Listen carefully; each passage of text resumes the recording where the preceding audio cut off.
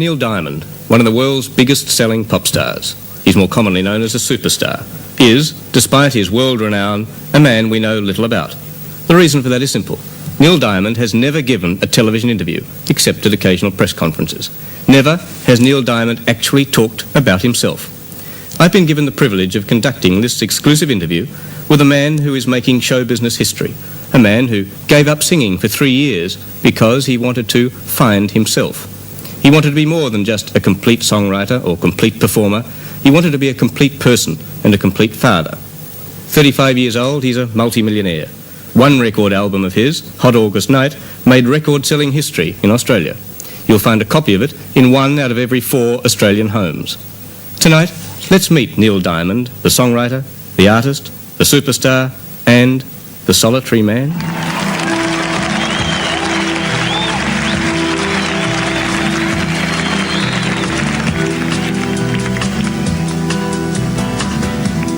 Melinda was mine till the time that I found her.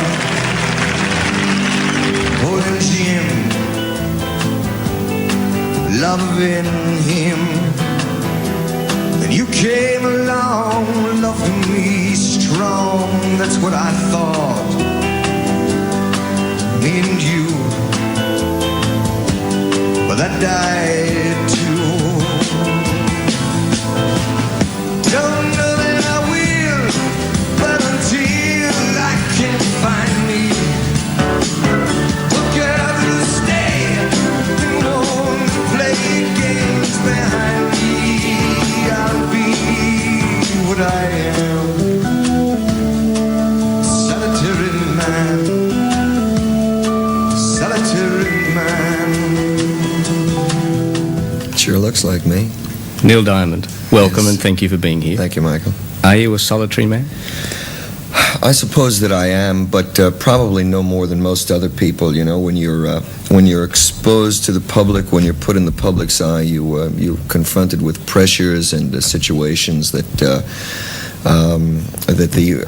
the average person doesn't really experience. And so, like just every other person around the world, I seek out my time for myself and for the things that I consider important above and beyond what I do, the work that I do. Do you like making friends? I like friends, but friends are rare. I think if over a lifetime, if I have 3 or 4 friends, I'd be very happy. You don't have many close friends, in other words? I have many friends. I have a few close friends.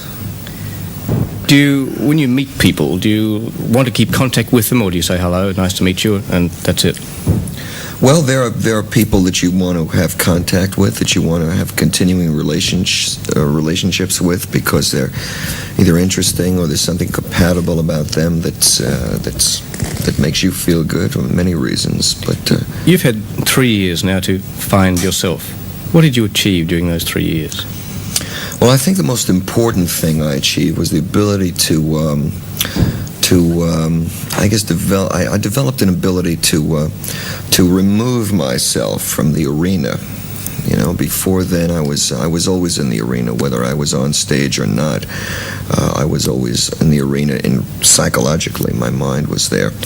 And being away for this period of time, having the chance to learn, to develop a taste for relaxation and to remove myself, and it was one of the high points of the last 3 years, the ability to relax and remove myself from the extraordinary situation that I got into in the first place, which is the public arena. Yeah, was it a hard decision for you to make, to say, right, I'm going to risk leaving everything for a couple of years and hope that I can be accepted back again? It wasn't very hard at all. I'd wanted to do it for about 2 years prior to the time that I had done it, and the year before I did my final tour, I had decided that this would be my last tour for a while. I felt that there were important things that I had to do, and it was a very easy decision to make, and I looked forward to it. Will you need to do this again periodically? Oh, yes. I think it's important. I think it's important not only for me, but for anybody who finds himself in a kind of work that puts you under extraordinary pressure. I think it's important to remove yourself, to find yourself again, to replenish all of those juices that make people go and make them function and make them productive. Yes, I want to take sabbaticals periodically. I think it's important. You've said that you need to be a complete person, and this is why you're doing this. Can you be a complete person while you're a superstar?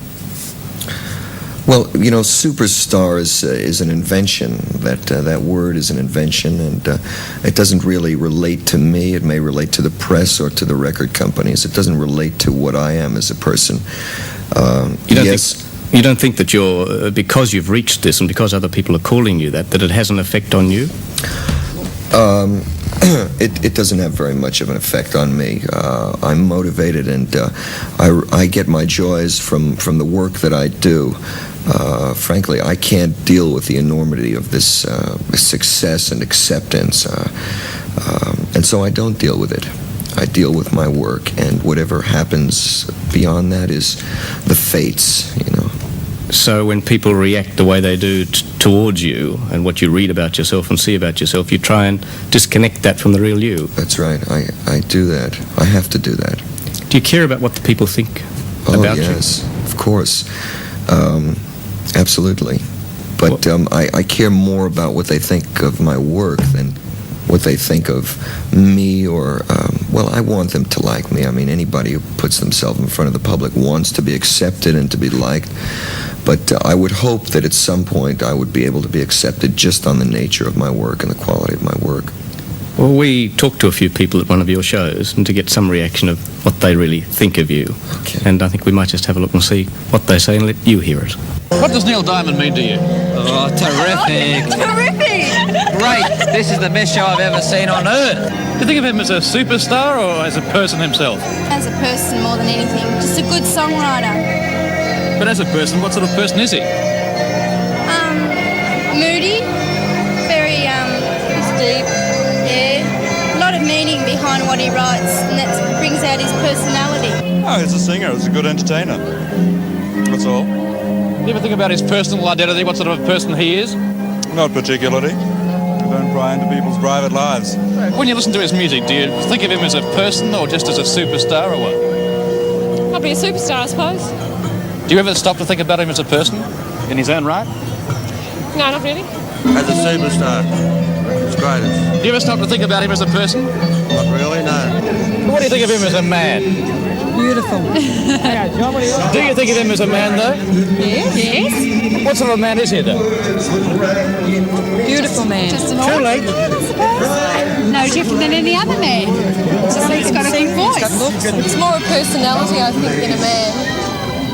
What sort of a man is he? What makes him tick? I don't know. Just his music, I think. Do you care about him as a man? Not really. Just his music? Just his music, yeah. I don't think of him in those terms. What sort of terms do you think of him in? Just his music. I enjoy his music. That's it. You don't care about him as a personality at all? No, I don't think that at all. Well, is that the sort of reaction you would have expected or hoped for? I'm not sure. It's very interesting because I've never really seen people who've reacted after a show or during a show. It's very rare that you have a chance to sit down with people, and it's embarrassing to ask someone what, you know, I can't do it. But that's interesting. Yes, I would differ with one of the girls who spoke and said, no, I don't really think of him as a person, just his music. And the reality is that if they're familiar with my music, then they're familiar with me, because the music is really a direct reflection of what I am as a person. And I like some of the reactions in the respect that some of those people seem to relate to or didn't want to relate to me as a superstar or a celebrity. I think it's very important to diffuse the myth, because in reality I am just a man like any other man. I happen to write music and songs, and I've been lucky enough to have a great deal of acceptance. But I'm not talking about anything in my music that any other human being on this earth has not felt or cannot feel. Are you moody? I used to be very moody. I've learned to deal with it. I've come out of myself a great deal in the last 3.5 years. I like myself better. and I'm not nearly as moody as I was. Why did you decide to give this interview when you haven't done so before? Well, I felt that it was very important after seeing the kind of press that was coming out when I got here, that the Australian audience get a chance to see beyond that celebrity kind of a thing, the front page of newspapers all the time, and then realize that there actually was a human being behind that. I don't think it's productive to represent a person purely on the basis of superstar celebrity. It's not real. It's not. You're not seeing a person. And I felt that there was another side, and that it might be good if people got some insight into the other side of the Neil Diamond. And why don't you do it more frequently? Why haven't you done it before? Well, I don't do it for many reasons. First of all, because it's primarily not what I do. I'm a writer. I'm a performer. If you wanted to, if you permitted it, then I could do interviews from morning until night, every day of the year. It takes your energy. It's not the primary thing. It's I'm fond of saying that my father told me when I was a boy. He said, "Neil, I want you to always remember this." He said, "Keep your eye on the donut and not on the hole." And the stage and the writing and the performing and the recordings, that's the donut. And I don't want to take the analogy any further. This is not the whole, but it's less important, and so I don't do it. You like to communicate with people, don't you? Yes, yes. In fact, even with an audience of 20, 30,000? Sure. Do you try and communicate with them almost individually? Well, I see an audience more as an individual. I don't see it in numbers. It doesn't matter. Once you get past 1,000 people, you cannot deal with them, in terms of numbers. It's one person, whether it's 40,000 people or, 5,000 people. It's one person that I'm relating to. Well, I watched you communicate during a song sung blue, and I'd like you to watch yourself communicating as we can in this very short piece of film. Funny thing, but you can't sing it with a cry in your voice. And when it stopped to feeling good, you simply got no choice.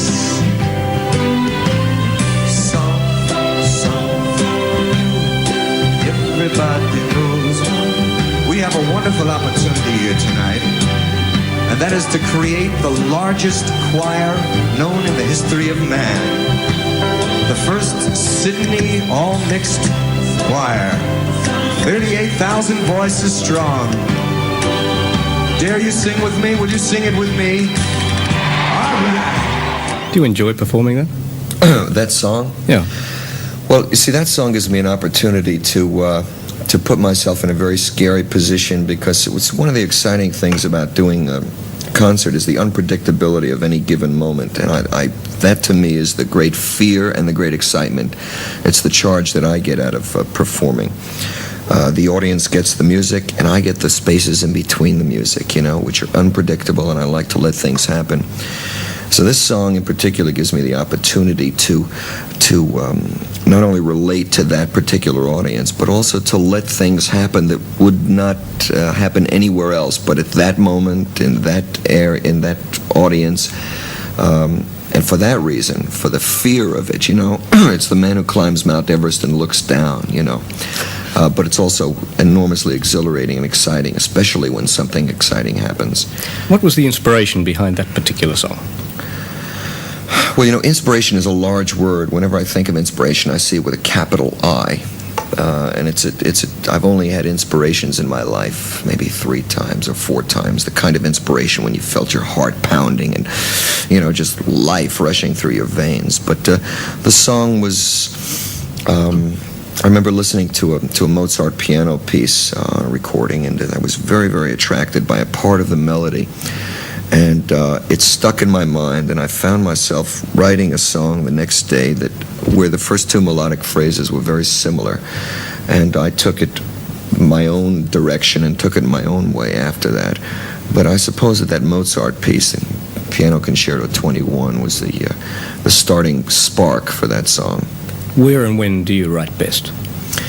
Well, writing best happens when it needs to happen. Writing comes at the least predictable moments. I've written some of my best songs in the back of cars, in buses, in hotel rooms. It's really quite unpredictable. If you are told to write something, can you? Yes. Is that difficult? When it doesn't want to come, it's very difficult. I can write something when I have to write something, but it's not always that very special thing. I much prefer to write when it comes and to leave myself open and to leave my schedule open so that when I feel like writing, everything else ceases. Because writing is first for me. All my appointments are canceled. I lock the doors and it's a good feeling too. It's a very up feeling. So when I feel like writing, everything else stops. I write. You work hard to perform. Do you have to keep fit for that? You do have to keep fit for performing, but I find the best way to get fit is to actually go out and perform. And it's very difficult the first few times that you do it. I remember we did some concerts in Sacramento and California when we first started in preparation for this tour. And when I got off the stage the first day, and I hadn't been on stage for 3.5 years, my body hurt. I felt that I had been in a prize fight for 10 rounds against Cassius Clay. It was my kidneys, my stomach muscles, everything hurt. I had used muscles that I haven't used in years. But now I'm accustomed to it, and I feel as though I'm getting stronger each time I do it. Do you do much else? Do you play sport? Not really. I'm not very much of a sportsman. I prefer to sit and read or think or write. I was lucky in Sydney because the hotel sent up a ping pong table in my room, and just anyone who happened to pass through, we played, which is fantastic exercise, Neil, are you nervous before a show? I'm a little nervous. I have butterflies and doubts and all of those things, yes. Have those doubts ever come true? Have you had problems? There are the potential when you're performing for an audience, and of course the show is so complicated and intricate. The lighting and the sounds and the music and everything has to work smoothly for it to work smoothly. So there are many places for things to go wrong, and so I just expect things to go wrong, and it doesn't bother me when they do. You haven't always had it easy, have you? No, I don't think I have it easy now. You don't think you have it easy now? No. At the times that you don't have it easy, are you concerned about the future? Do you worry? Well, when you say easy, do you mean a show is not going well or my writing is not coming? Is that what you mean? I meant you and upbringing and wealth and the things that go with going through hard times, not just one particular show. Are you talking about financially? Yeah, use that as an example. Well, the most difficult times that I have are when my work isn't coming, when I'm not writing, when I'm not being productive, when I don't feel as though I'm functioning as a person, because when I'm not writing, I have nothing to do. And those are the most difficult times. I find that the money and the financial thing is fine, but at best what it can give you is it can buy you privacy to a degree, which most people get for nothing. But it can do that. It can buy you material things. I've never really developed a taste for material things, so no, the most productive and fulfilling times are when I'm working and am working well. I believe you were quick to throw a punch in your youth. No, actually, I was very much quicker to duck from a punch. We lived in a number of sections of Brooklyn that were poor sections, and when you have poor kids running around, not very much to do, they tend to get into all kinds of trouble. I really wasn't part of that thing. I had just passed through a number of neighborhoods where the prevailing sentiment was that, the gang thing, and it was, and I became a member. I was the youngest member of one gang, and being the youngest and most fragile member, I didn't really get involved in anything with the rest of the guys, although I did in a number of gang fights. I did end up carrying weapons and things like that. It was they didn't trust me. I was much too thin and fragile, so I was the gopher for the group. What role has your childhood played in later life? Oh, well, it's, childhood shapes you. You're very, you're like soft clay when you're a child in every respect. And there were many positive things that I got out of it. I started working when I was 9 years old with my father. I worked every day after school, and I worked every weekend in the farmers markets around New York. I developed a very close relationship with my father because of it, and I also developed a love for work. I understood it very early in my life, and I came to derive a satisfaction from it. At what stage did you realize that this was going to be your work? This work? Well, I suppose it was back of my mind for quite a while. I remember when I was 10 or 11 years old, we had just moved back from Cheyenne, Wyoming. We moved out there and we lived out west for 3 or 4 years. And I was exposed to cowboys and guitars and singing cowboys, which were my first heroes. The cowboy who would sit on his beautiful white stallion and with his guitar and win the girl because of his beautiful song. And so I became afflicted with that thing while I was in Wyoming. And we came back to New York, and I remember even as a child, they had these advertisements in the back of comic books, and I would read them. If you sold this many Christmas cards, you would win a pair of skates or a guitar. And the thing I always wanted was the guitar. You like writing poetry, don't you? I did write poetry, if you could call it poetry, when I was a teenager, but I found it that writing songs, which was, I found it to be much more satisfying because the music adds a dimension that purely words cannot even begin to touch. Music goes directly to the soul. Do you try and get a message across with your music, with the songs? Well, you are talking about something with every song that you write, whether it's an emotional state or a relationship or some fantasy.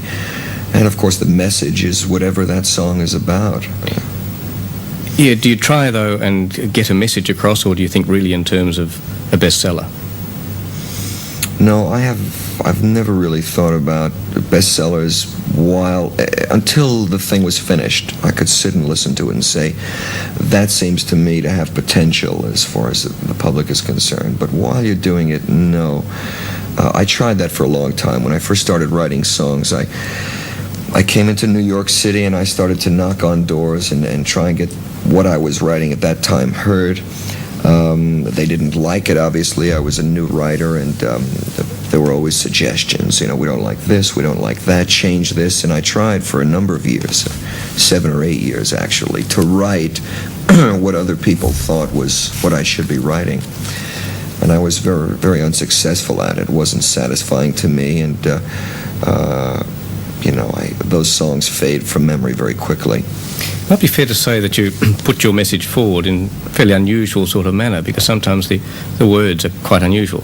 For example, I am, I said, which is one I thought we might just have a listen to a couple of those words now while you're performing them. I'd like you to talk about it afterwards.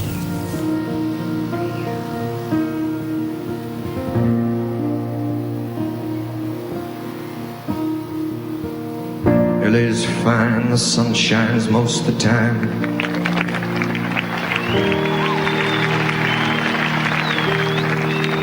And the feeling is laid back.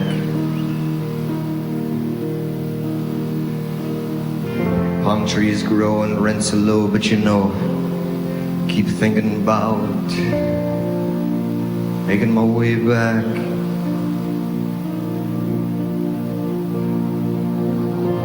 New York City born and raised, but nowadays I'm lost between two shores. LA's fine, but it ain't home. New York's home, but it ain't mine no more. I am, I said,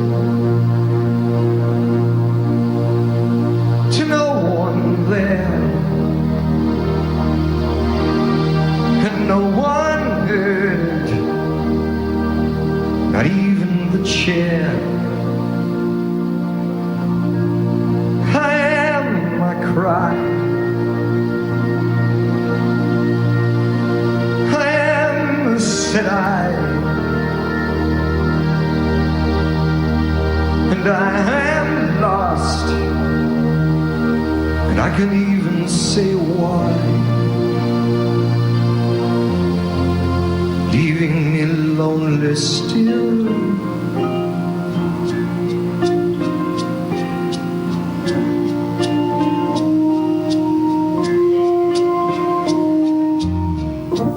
Do you feel confident you got a message across in that song? Well, see, I'm not really aiming so much to get a message across as I am to express some particular emotion or feeling. I think there is a message in that song. It's the story of someone who's experiencing the kind of intense aloneness that most of us have experienced at one point or other in their life. On the subject of loneliness, apparently you receive quite a bit of mail from people who have a loneliness. Yes, that's and communicate true. with you. Yes. How do you react to that? Well, obviously I identify with it, I sympathize with it, but I also understand at this point that as you mature and as you grow older, if you're fortunate and if you're looking into yourself and examining yourself, that you can eventually come to terms. I was alone because I wanted to be alone. I was afraid to have people come too close for fear that they might find out what I really was, and I didn't think very much of myself. You're a thinker, aren't you? Probably too much of a thinker. Yeah, I'm getting out of that. I'm learning not to think as much. You're responsible? Responsible? Well, I try to be, yeah. Because combining the two, you have, and I suppose you've considered this too, quite enormous power. You can reach a lot of people and get your message across to them. Well, I have yes, I can reach a lot of people and it's not so much message, you see. I don't like messages. Messages go by Railway Express or American Telephone and Telegraph. But you can communicate your thoughts to my feelings. My music is mostly emotional. It's mostly on an emotional level. But let's say you wanted to introduce that into political thinking. You could do it. The emotional aspect into a political area? No, take it one step further. If you wanted to get, I know you don't like the word message, but if you wanted to communicate your feelings and your thoughts, you can into political areas. I suppose I could, but frankly, I've never really been that interested in politics. I find most of it, certainly in the United States, very trivial and very temporary, and I find very few real thinkers in American politics, or people who really have an understanding of the future and, beyond when the next time they come up for election. You wouldn't, say, get behind a political candidate and try and help him win? Oh, yes, I have done that. Teddy Kennedy, isn't it? Well, not so much Teddy Kennedy, although it's possible. He's asked me if I would do some things for him this year. Very selective people that I felt that, yes, the public should know about these people. They might have been underdogs, or I just felt that these were substantial people, sensitive people who really cared about what they were doing. Well, then is this where your thoughts, your emotions, your feelings can do a lot more? Well, there is that potential, although the reality of it is that the public really comes to their own conclusions based on many things, based on what they read in the papers, on television, based on their own instincts. I don't think there's anyone with enough power to motivate or to shape the thinking of a public in a direction other than the public is prepared to think in. And you wouldn't try? In other words, say you decided to back Ted Kennedy. Would you try and mold their thoughts? No, I don't think. That's not what I do. I could express my own feelings, and I suppose it would be up to people then to reach their own conclusions. How important is money to you? Well, money is reasonably important for a number of reasons. First of all, I suppose that my background had something to do with it. I never had much exposure to money when I was a kid. I never really missed it, but it was just something that didn't really enter into my life very much or very often. But I find that money has two main real functions that are productive. First, for privacy, which is important, especially for a writer. And second, because I have... Just stop on that. What do you mean by that? Well, you must buy your privacy when you're a public person. You must live in areas that are exclusive, simply because you want to go about your everyday life like everyone else. And if you're too much in front of the public, then you can't do that. Everybody wants their 2 minutes or their 10 seconds, which seems very small from the individual's point of view. But of course, when you realize that there are thousands and maybe even hundreds of thousands of people who want that time, you must protect that. First comes my work and my family. And what else does money mean? Money also, in a sense, means freedom. The freedom to stop performing for 3 years, the freedom to study and read and to get to know myself. Also, it's being in the public favor is extraordinary and exhilarating, but it's not one of those things that you can count on for the rest of your life, and so you hope that you're able to put enough in the bank so that when the public finally does say, we no longer like you, we like that person, that you don't have to go around and work at jobs that you don't want to work at, that you can live your life and still maintain some semblance of self-respect. Do you know how much money you now really have? Do you keep a check on what you have? I don't really know. It gets very complicated after a while. It gets complicated. It's a business, really, and I'm one of the employees of the business. I receive a salary, but I haven't really concerned myself with money. It's my understanding that I have enough to live the way I live now, and that's right where I want it. Do you spend easily? Yes, I spend very easily. I don't think... On yourself? Not so much on myself, but when I want something, I get it. Like what? Anything. New pair of shoes. As many record albums as I want. The best hi-fi systems. The best guitars. Whatever it is that I want. What about your kids? My kids are... No, I have to have that under much more control, you see. I'm much more experienced at having no money than at having money, and so I'm just really learning to deal with it. As far as my children are concerned, I try to give them what they need, irrespective of money. And, of course, children with their limitless vision want everything that they see, and of course you can't do that. But you think you should virtually give them what they want? Whatever they need, not what they want, because they want everything. What I think they need, what I think is important to their life. Have you talked to your kids while you've been away? Yes, I spoke to my son just about an hour before the show. What sort of conversation do you have with him? We had a good conversation. He's anxious for me to come home, and I spoke to him for a little while, and I told him about a gift that I got him, and... Can you tell us what that was? Yes, I got him a little pencil box with a secret compartment in it to keep his pencils, and then I spoke to his mother for a little while, and I wanted to talk to him again, but he was very emotional about it, and he was very tearful and crying, and he wouldn't go back on the phone. So I told my wife that I'd call back tomorrow and try and talk to him again. Why can't your wife travel with you? She can, and she does occasionally. It's very difficult, and while I'm touring, it's work. It's work. It's very difficult work, and it's very intense, and I find it difficult to be a husband and a worker at the same time. I think the two have to be separate, so that when I come home, I can be a father and a husband again without any distractions. Now, women play quite a role in your life in terms of songs, anyway. Yes. I want to talk about perhaps one individual woman where we've just listened to one of your bestsellers. So we'll tune in for a moment to Sweet Caroline. Real easy. And then we start to build it together, okay? Okay, here we go. A little clapping. Sounds good. All right. Let's do it. Yeah.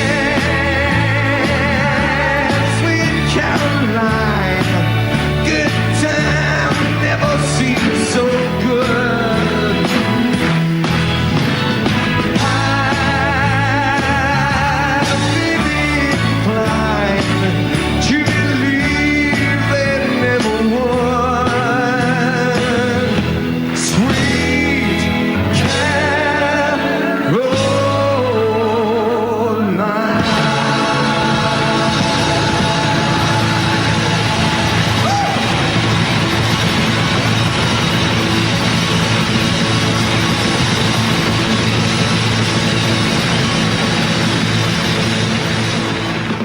Who was Caroline?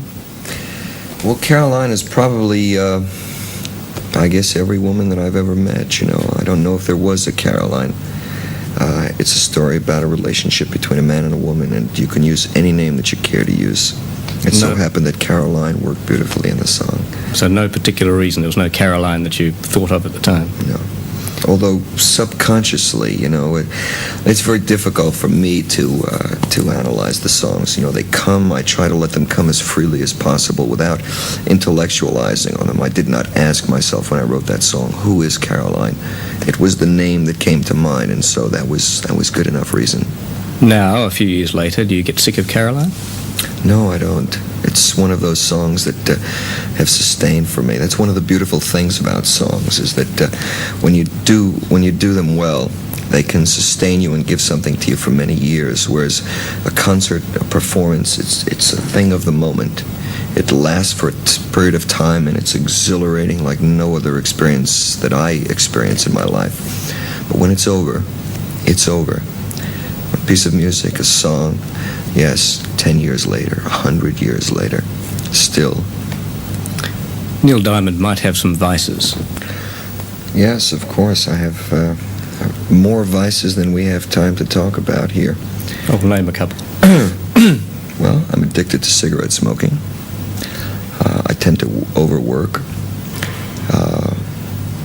Those two are, really fit for extended discussion. Does cigarette smoking cause damage to you, though, particularly in your playing? Yes, it does. I've been warned by my doctors that my singing career will be shortened considerably by it.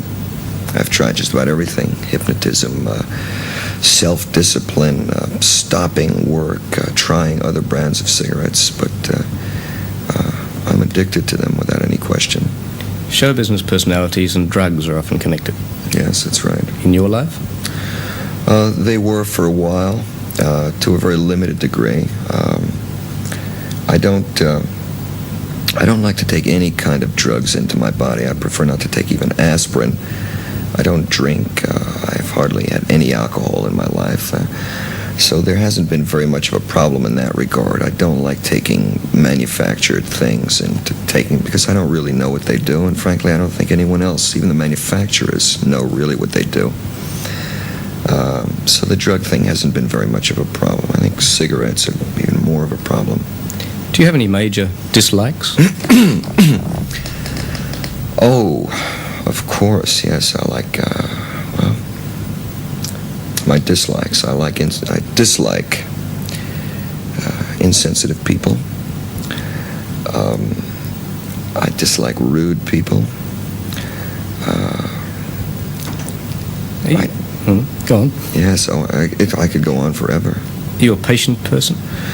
When my energy is there, I can be very patient. But when my energy goes, and I've been able to predict it fairly well, I have no patience at all. I become a whole different personality. I believe one of your likes is flowers. Yes. And from a special fan. Thank you. Who's Neil that Diamond. from? Someone who specially sent it in for you. This is really a perfect creation. I look at a rose and I say, God, if I could ever create a song that were that beautiful, I would never have to have any doubts in my whole life. But this is a perfect creation. Is that why you have a beautiful bouquet or huge setup of flowers on your stage? Yes. Which is unusual for a person like you. It puts me and what I do in perspective. Tendency is very often when you're standing in front of an audience of 20 or 30 or 40,000 people to think, gee, you're really terrific. And you turn around and you look at a rose. It puts you in perspective. Is life a bore? A bore? Oh no, life is ever changing, ever interesting, ever expanding, ever incomprehensible, and ever wondrous. After the first 1 million, 2 million or so, what are the goals? After the first 1 million or 2 million? The goals have always been the same. Self-perfection, self-analysis, really perfection of myself and to understand what it is that I could contribute and to make that contribution. That always has been the goal, and I suspect that it always will be. You're an emotional person? I am, but in very specific times. I'm mostly emotional when I'm writing music. I tend to let my emotions go freely when I'm writing, and to keep them very much in containment when I'm doing other things. Apparently for a while you needed even medical attention. Was that because of the emotions within you? Medical attention? In what respect? In terms of needed help, that you, I believe, needed some help at one stage as to which direction. Yeah. Yes, I spent the last 3 years with an analyst who really helped me change my life, because it was an opportunity really for me to begin to speak. I never really did talk very much. I always saved the speaking for when I was writing the music. What I had to say came out of the music. And merely sitting and talking with a man 3, 4, 5 days a week for years gave me the experience and the ability to verbalize and to talk, and not the fear of it either. How did you have the right confidence in that particular person? I mean, do you model yourself on anyone in particular? I suppose that there are a number of people that I aspire to model myself after. Anyone that we would know, or someone that you've met privately? People that I've met privately. I mean, I meet people all the time, and there are things about people, whether it's a driver in this city, or a man that I met in a pub in that city, or the man who does the construction work on my home in Los Angeles, who's 85 years old and has accrued the wisdom that I have not nearly come to know.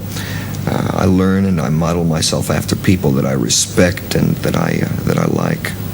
You're basically happy or sad? Now I'm basically happy because I'm content and fulfilled in my work. I wasn't always happy. There was always that conflict between what you were and what you wanted to be and what you aspired to and what other people thought you should be. And but I've come to terms with that to a large degree, and I know pretty well what I want out of my life, and so I'm pretty happy now. Clothes are important to you? Clothes? I would hardly go anywhere without them. On stage, your selection of clothes? Yes, absolutely. Why? Absolutely. Well, you want to feel very special when you go out on stage before an audience. It's the same way when you go out for dinner with friends. You want to feel good. You want to, and especially on a stage when you have so many people. Color? Color, kind of clothing that you wear. It has to reflect your mood that evening. I never decide on what I'm going to wear until just before the show.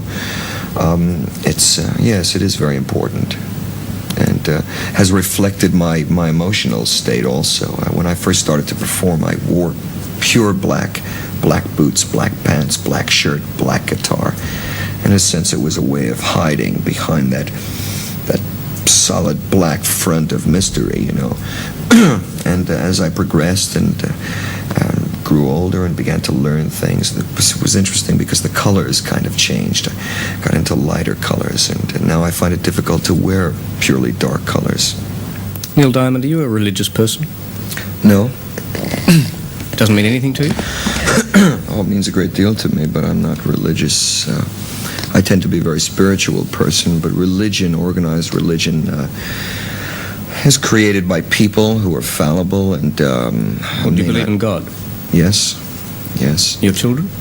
Do I have children? No, do your children? Is that what you're teaching them? Well, I think that they'll have to reach their own conclusions. It's much too important a subject for me to inflict on them. I think they'll reach their own conclusions about life as they grow older. They're too young now. Do you fear what's around the corner for you? I did fear it. I'm not afraid of it now. I'm willing to accept whatever it is. I don't expect to. It's funny, I've had this vision for most of my life that I would not live a very long life, and so I understand that. I'm willing to accept that and do what I can within that period. And that was my main fear, death. Will you know when your time has come in show business? Oh, I think I'll know it long before anyone else does. Will you try and hang on, or will you get the message? I'll get the message. And depart, or will you try and...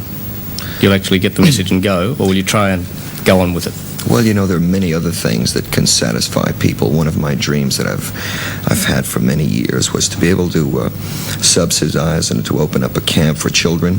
When I was a child, I was fortunate enough to be accepted into a camp. It was a charity camp, but I went and it exposed me to all kinds of new things. It's one of the things I want to do now with my success. I've been saving money for my concerts now for the last 5 years. I have a substantial sum put away, and next year my goal is to start buying a piece of land and to build my camp. Have you ever thought of being a factory worker or a bus driver? Seriously, of actually doing it? No. No, I worked with my father when I was young in a shop, and I learned very quickly the limitations of that. I spent most of my youth looking out of the shop window at the rest of the world and wondering what was happening. I don't want to do that anymore. Neil Diamond, is that the real name? That's the real name, yeah. No change? No change. Well, I think our time has come. I'd like to ask you now how you felt during the last hour in this sort of interview. I thought it was relatively painless, but then again, I expected it to be. I heard that you were quite bright and that you did have a brain to go along with the personality and the looks. Really, the purpose of it was to give some insight beyond death, so that people didn't only think of me as someone they saw on the front page dashing from the airplane to the limousine to the hotel. Do you feel you've achieved that now, to a certain extent? I think probably people know me a little better now than they did before. Thank you very much for coming in. It's been tremendous talking to you. Thank you, Michael.